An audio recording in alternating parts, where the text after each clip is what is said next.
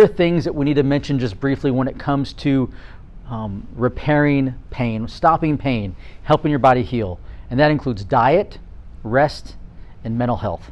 3 important aspects I'll touch on just briefly. When it comes to diet, there are foods which will inflame your body. Things like high sugar diets, gluten, dairy, fried food. Your body does not like those things. I remember several years back I had a patient who whenever he had fried chicken, it would light up his joints like a Christmas tree. Like he would just have pain. He's like, oh my gosh, I went and had fried chicken for lunch, and I was like, why did you do that? I was like, we've talked about this before. You know, whenever you have fried chicken, that night you are going to hurt in all your joints, right? Because it happened time and time again. He just was really sensitive to that. So do your best to reduce and avoid these type of foods, right? The sodas, the French fries, the hamburgers. I'm not saying don't ever have it, but you want to reduce and minimize the exposure to those things that you're putting in your body. These things will not help you heal. These things will slow down the healing process. So again, you're in pain, you're trying to get better. These things are not your friend. These ones are your friends. You will need what's known as a low inflammation diet. Really, it's just eating healthy. Like we've all heard that fruits and veggies are good for us. Doesn't mean we eat them all the time, but we know they're good for us, right? We know that lean sources of protein, whether it be salmon or chicken, we know that's usually a healthier option. Most of us also aware of good fats like avocado. So stop consuming the things you know are not good for you and eat the things you know are good for you, because that will help your body heal on the inside. Remember, if you have a pain, that means something's damaged. Your body needs the proper ingredients through a good diet, the vitamins, minerals, and nutrients to heal the damaged tissue. Next, rest. This is from the University of Michigan School of Public Health. Rest is probably one of the most underrated things when it comes to our health and pain, and least talked about. This is from, again, University of Michigan. Sleep is essential to every, highlight, bold, capitalized, every process in the body affecting our physical and mental functioning the next day, our ability to fight disease, develop immunity, and our metabolism and chronic disease risk. Pretty much every health condition benefits from a good night's sleep or rest. Now, the magic number for most adults is 7 to 8 hours. You know that. We all know that. If we wake up and we feel good, or if you wake up and you're like, oh my gosh, I need coffee, right? It means you didn't get a great night's sleep or rest, right? If you got 4 hours of sleep and you're dragging through the day, you know that's not good. 7 to 8 hours of sleep. Do whatever you need to do to go to bed, because you know what time you have to wake up. So just do the math. If you have to wake up at 6 a.m., make sure you're in bed by 10 p.m. to get those 8 hours. Again, 7 to 8 hours is that window. I promise you, it will help you in every single aspect of recovery from pain. Even when you're feeling great, it will make sure that you keep recharging every night. Most people wouldn't dream of going to bed without recharging their cell phone. They wouldn't, because they know, I need my cell phone to be charged the next day. Think of sleep as your body recharging the cells in your body. Next is mental health. Specifically, we call it psychoneuroimmunology. What that means is your thoughts affect your nervous system, which affects your immune system. And your immune system is responsible for healing the damaged tissue. Again, when you have a damaged, whether it be a torn muscle, arthritis, degeneration, a pinched nerve, bulging disc, your immune system is the system that's responsible for coming in and healing those. And so the study is specifically the links of mental health and physical health. Bottom line, when you're in a good mood, right? When you're positive, you're healthier. When you're negative and down, you're not as healthy. So here are a few things to help improve your mental health. If you're into prayer or scripture study, make that part of your daily routine. If you're into meditation or early morning walks or spending time in nature, we're close enough to Lake Conroe, we're close enough to the forest, which is just maybe 30 minutes north of here, right? There are plenty of opportunities for us to be out in Mother Nature. And I say morning because you don't hear cars, right? It's not chaotic. Usually those are the peaceful times. Hang out around positive people.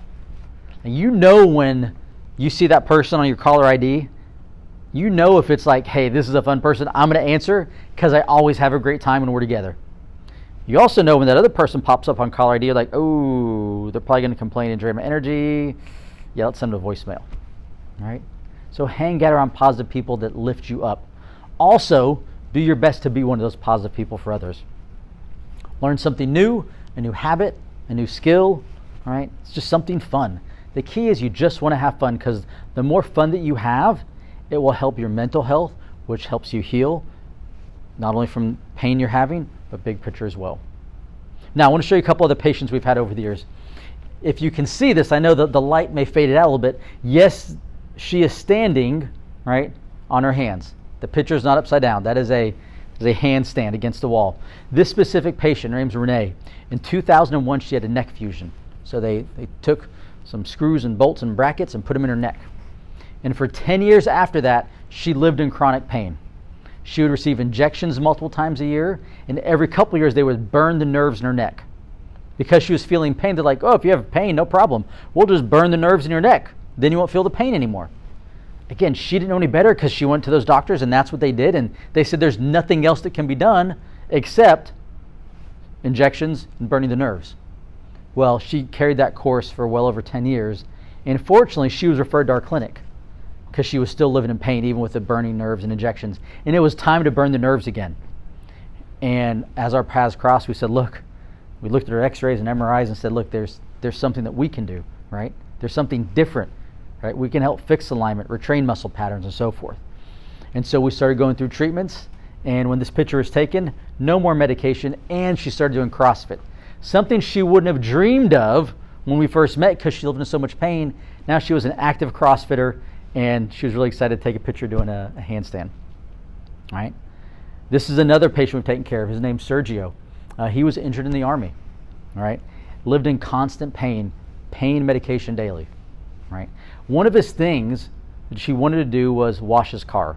I know it sounds simple, but he's like, I just want to be able to go wash my car. I can't do that because I'm in so much pain.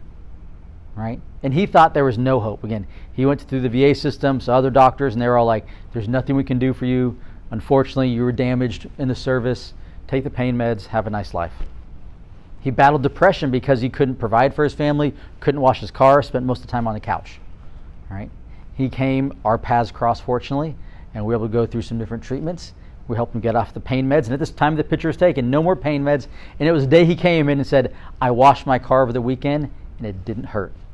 Like, he was just so excited coming and telling me that. I washed my car, and it didn't hurt. Right?